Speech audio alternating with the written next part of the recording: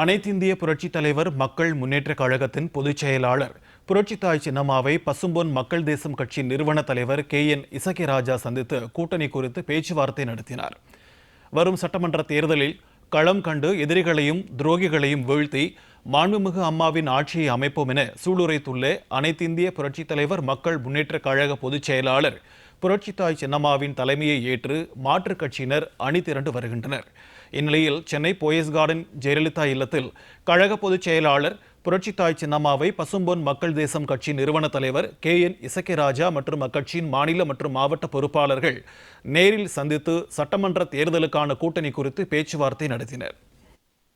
மாண்புமிகு சின்னம்மா அவர்களுடைய கரத்தை வலுப்படுத்த வேண்டும். பணி என்பது அவர்கள் செய்த தியாகம் என்பது தமிழக மக்கள் அனைவருமே நன்கு அறிவார்கள். இந்த மக்கள் நிம்மதியா வாழ்வதற்கும் இந்த மக்களுடைய பாதுகாப்பிற்கும் இன்னைக்கு சின்னம்மா ஒரு கட்சியை ஆரம்பித்திருக்கிறார்கள். அவர்களுக்கு வலு சேர்க்கும் விதமாக எங்களது PMT கட்சி சார்பாக அம்மா சின்னம்மா அவர்களுக்கு ஆதரவு கொடுத்திருக்கிறோம். களப்போராளிகளா நாங்க இருந்து இந்த மக்களுக்கு இதுவரைக்கும் உழைச்சதுனால மிகப்பெரிய வெற்றியை தென் மாவட்டத்தில் மாண்புமிகு சின்னம்மா அவர்கள் பெறுவார்கள். வெற்றிக்கனிய அனைத்து தொகுதிகளிலும் நாங்கள் பறித்து கொடுப்போம் அப்படிங்கறத PMT மக்கள் பாதுகாப்பு இயக்கத்தின் சார்பாக தெரிவித்துக் கொள்கிறேன்.